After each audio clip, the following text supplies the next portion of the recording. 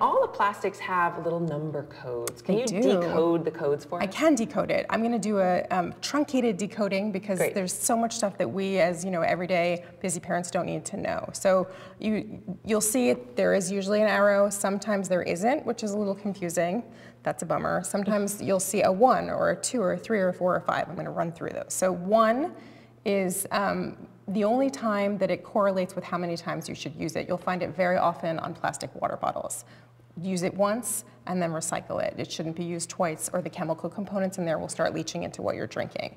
2, 4, and 5 are the plastics that are generally considered safest by the scientific community at the moment. These are things that are often plastic bags or there are a lot of drinks that you'll find in the store in them, or even like a laundry detergent bottle. That's in the realm of good. They're the safer ones. Those are the safer ones.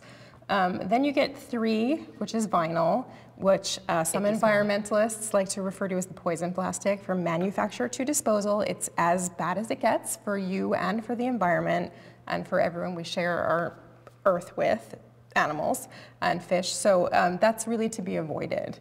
And then we're at 2, 4, 5, 3. Now we're back on 6. 6 is styrene, which is, you're used to that for takeout food, as in those clamshells for foamy containers.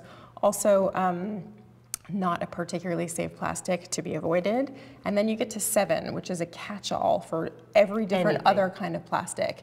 The thing about 7 that's confusing, but we need to pay attention to as parents, is that is where bisphenol A is found. It's a hard plastic.